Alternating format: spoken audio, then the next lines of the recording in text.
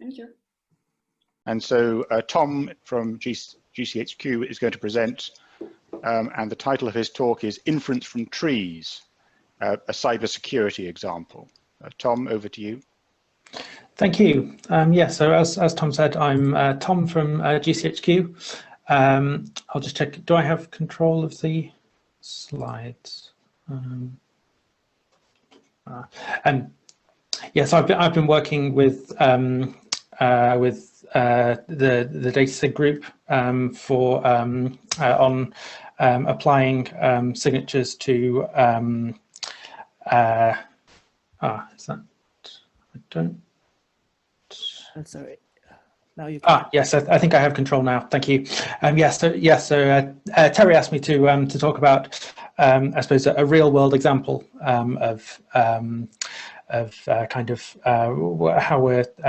sort of path signatures and expected path signatures apply sort of in sort of the messy kind of real world data that we come across, and sort of how we're trying to use path signatures to as a way to kind of deal with that. So I'll start by outlining the problem. Yes. Okay. So what is our data that we have? So we in this I'll be talking about event logs that we have that are representing the events that are happening on a computer. This is also known as host or endpoint data. So it's recording the activity on a given computer. It's slightly different from network data that you might also have come across, which is data data recording kind of transmissions between computers. This is looking more at the events that happen on a given computer and what those types of events are. And you can see there some examples of the different types of events that we might come across. File events, and we might see that they are reading or writing or modifying a file. Different types of network connections, that those will also be recorded from the point of view of the computer that is making that connection or being connected to, and also setting off processes, where you can think of a process as kind of an application that's running, kind of an executable that's running, and within this data. So our problem is that there's kind of lots of this sort of data going on, but we want to detect malicious activity of some kind. There's obviously a wide variety of different types of malicious activity, but we want to sort of to be able to tell tell that activity is happening that we don't want to happen. So in this talk, I'll be going through a bit how we've been modeling the activity in the event logs using path signatures to try and detect this malicious behavior, and also talk a bit about kind of practical considerations and how we would put it into use in practice.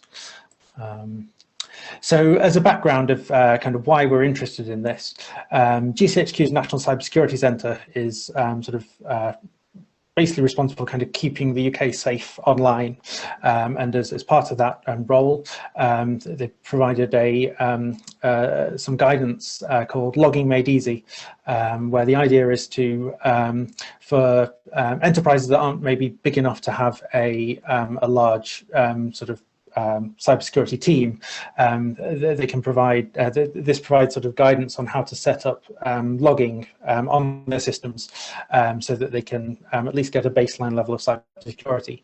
And these logs are based on the Windows Sysmon tool, which records all of the events of different types that are happening on a system, and gives some output, which looks broadly like the following.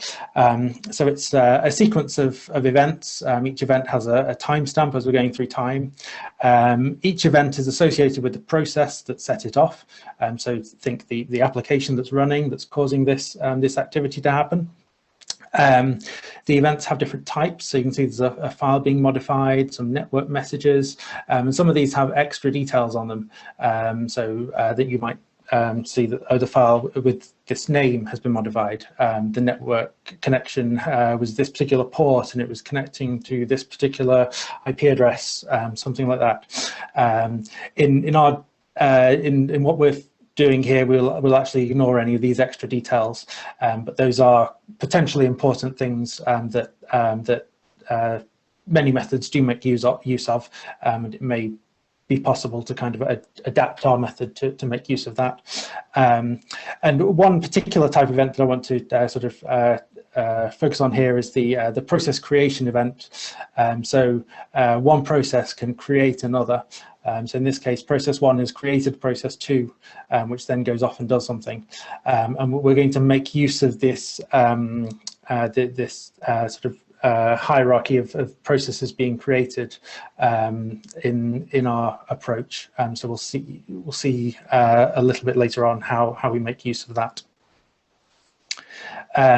Why do we want to take machine learning approaches to these to find bad behavior? It's basically to kind of generalize and sort of improve our ability to spot malicious activity. So a lot of the traditional methods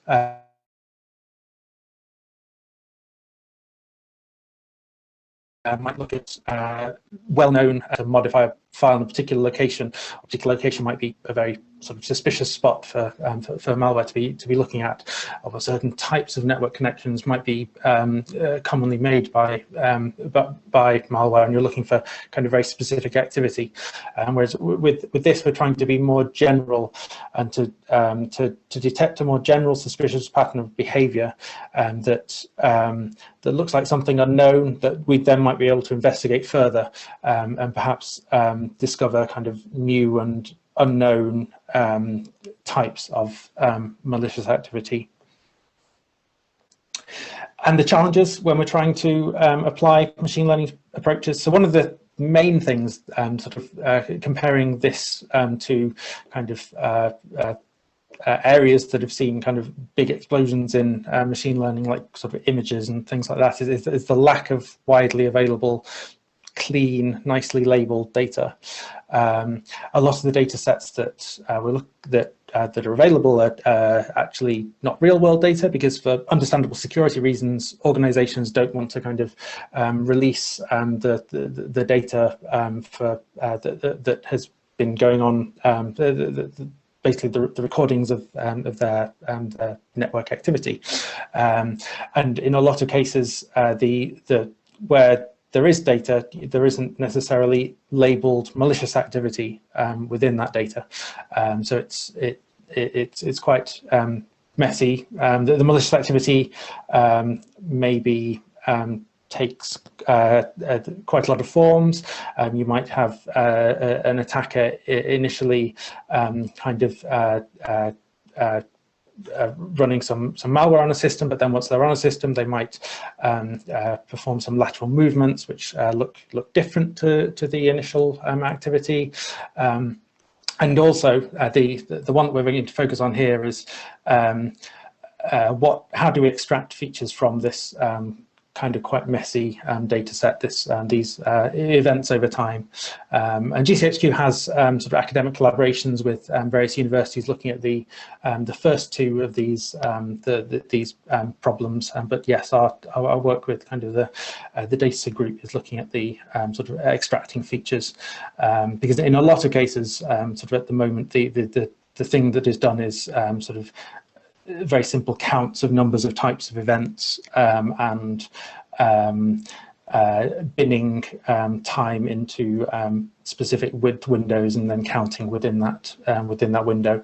But we want to try and get something that's more fine-grained than that, and like a couple of the other talks I mentioned before, capture the order of events and what they're happening. So how are we sort of going to look at modeling the data? So as Terry alluded to earlier, we're going to try and look at it as an evolving tree over time. So we look at a process as events happen on it over time, and we want to try to represent the data so that we can apply expected path signatures and then extract features from those. So I mentioned before the process creation events as a very important type of event. So it's at each of those timestamps when we see a process creation event, there's a new child process created, and we also know the parent process that was responsible for its creation. So that kind of lets us split the path as it's going along. So we're running along in time. The process has not set off any other processes here, but then at this time point here, we have a process creation event. And what we do is we create a branch. We have 2 dimensions that record the number of processes set off and the depth that we are in the process tree. So when this process is set off, one of the branches increments in this dimension, and then tracks the new process as it evolves over time, potentially sets off more processes, and the other path, the other branch, tracks the existing process as that continues, potentially performs more activity. So this increments in another dimension. In practice, I'll just mention that we might want to still split the time into windows to kind of bound the activity that we're seeing, because trees can become very large, especially when you're looking at a process that's low down in the tree and sets off many other processes. And we also might want to time bound the window we're looking at so that we can tell when some malicious behavior occurred. So yeah, so in this case, we'll kind of split up this time window T and consider new trees from that time onwards. So that gives us 3 dimensions of this tree. I suppose it gives us a tree that's evolving over time, but then we also want to take into account the other events that are happening as we're going along. So in this example, we've looked at 2 different types of events. We've seen file events in blue and network events in green, and put a dot whenever they happen on a particular tree. And what we do is we add an extra dimension to represent each of those different types of events, and increment in that dimension whenever that type of event happens. So if you look at the blue and the green kind of trees here, this kind of represents the evolving behavior on different trees of the value of the file dimension and the network dimension. And then yeah, so we end up with a tree in n+3 dimensions. You've got the 3 dimensions that represent time and the process and behavior, and then you have n other event types, where that's general. You can add in any types of events that you want into that set. So it's deliberately sort of flexible there, because different data sources will have different sets of events that they're recording. The key one that needs to be kind of recorded is the process creation, so that we know which processes are creating others. And what we can see is that these trees can be considered as a collection of paths that just happen to share part of their trajectory.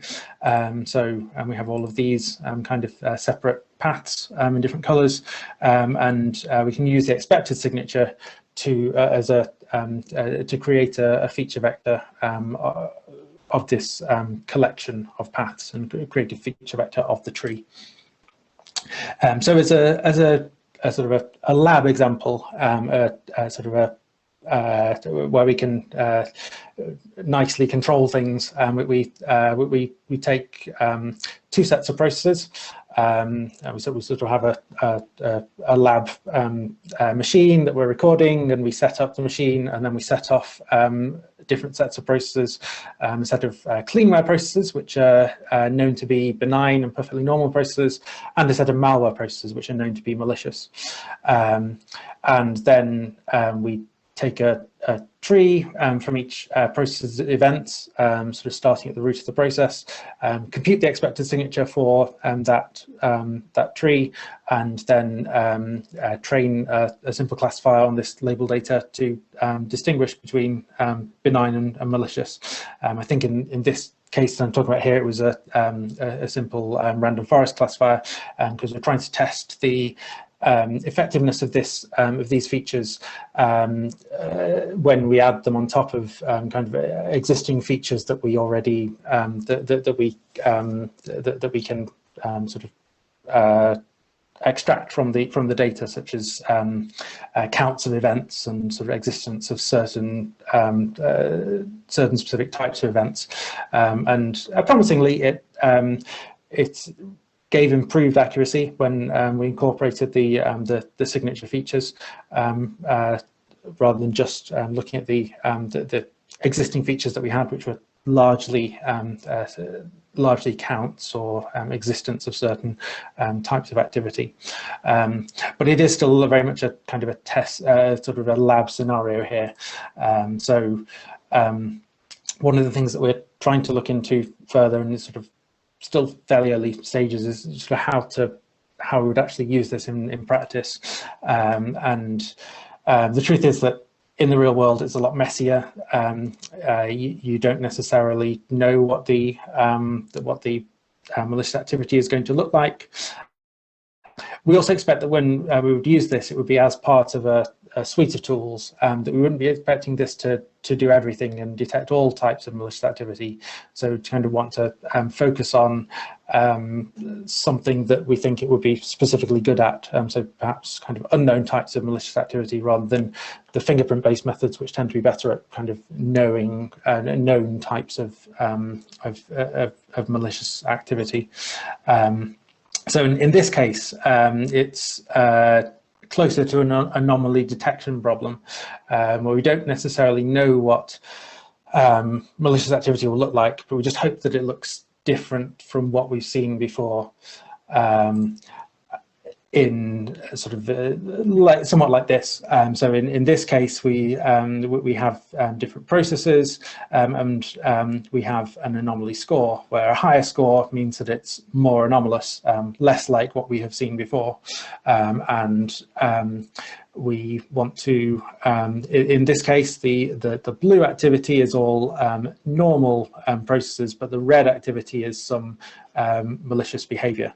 And we see that some of the malicious behavior here nicely stands out as anomalous, which is kind of what we would want in this scenario, sort of a high anomaly score, but some of it doesn't. You can see there are red points stuck within the blue points. So our kind of ideal, or our kind of our model for it would be that this would be being applied to data as it's being seen, and kind of rank the sort of high scoring processes on anomaly score front, could then be sent to an analyst for further manual analysis, because there are always, one of the things to mention is that there are always legitimate reasons for something to look anomalous. It just might not be. It might be an application that's performing some type of activity that you just haven't seen in your you haven't seen in the past, or some perfectly legitimate applications behave fairly similarly to how certain things that malware might do. So it's quite hard to kind of automate that. So, so I think, at least to start with, you would imagine that it would be an initial point for then further manual analysis. And the key thing there is a low false positive rate, because if it's a high false positive rate, then you get lots of sort of spurious hits, and analysts would become overwhelmed. So in summary, the path signatures, they give quite we think they give quite an interesting way to pull out sort of aspects of the data that we wouldn't necessarily otherwise have seen, and they do show promise at being able to distinguish things, and it's still very much an open problem into how to incorporate them into kind of practically useful techniques, partly because of the I suppose the limitations of the data available can be frustrating at times, but yeah, we're sort of trying to kind of come up with ways of doing that. So yes, I think that's all I had in the presentation. Thank you very much, Tom, for a very nice and clear talk. I can see that there's at least one question already. So somebody has asked, if you could detect a malicious event, could you use self-learning to remove the need for labeled data? You could, in theory, yes. You can. Once you've seen a malicious event, you might then want some kind of human analyst to go in and confirm that it is actually malicious and that it's not just an anomalous event of a benign anomalous event. But yes, that could kind of help you to kind of learn a particular known type of malicious data in a way. So as once you have these models of certain types of known malicious data, then you can kind of build on that as well. I mean, you can kind of look for things that look similar to known malicious behavior. Have you found that the path signature approach has helped you to sort of characterize different unknown types of malicious activity that you haven't, in other words, that you can, allowing you to give a qualitative description of it so that you can try to identify these types of activity and more quickly? I think it certainly helped us to understand the data more. I think it's partly the quality of the data that we've been testing it on has not. There aren't a huge number of types of unknown activity in the data that we've been testing on, essentially, but it has certainly helped us to understand more about kind of what is going on in the unknown activity, in the malicious activity that is in there, and in some of the unknown activity that is there. So yes, the data sets that we've generally been working on is so we've been working on kind of all public kind of open source data sets, which are in some cases very large but not very varied, and they have kind of a lot of very similar activity going on. They may be kind of many hundreds of machines, but they've all been essentially just set to run without very much going on them. Not hundreds of machines with users acting on them, you know, and setting off all different kinds of behavior. Okay, are there any other questions? I can see, yes, there's another question in the chat box. I'm happy to ask it in speaking if you're fine with that. Yes, okay, Blanca, if you want to go ahead and ask. So this might be a very obvious question, so I'm not entirely sure if this is so or not, and apologies if it's very clear. Just, is there anything about this that would prevent? No, I asked it the other way around. So could all these techniques be used for detecting suspicious activities also, for example, in transactions between, you know, like moving money from one place to another, and understanding if some transactions are malicious in a similar way as what you presented here? Or is it perhaps just, yeah? I think it possibly could. I guess I'd need to think a bit. Yeah, you need to think a bit further about, I suppose, how you're modelling that that data, and I suppose whether there is a kind of a tree structure in it. I suppose if you're modelling, yeah, I think so. Yeah, that's why. Yeah, if you're modelling the money as it travels, I suppose, and some of it might go off somewhere and some of it might go off somewhere else, then yes, then potentially. Thank you. Yeah. Okay, are there any other questions? Yes, there is a question, quite a long question now in the Q&A. You mentioned one case as passing these detections to analysts for further triage. Do you have a view on how interpretable the method is for a human analyst?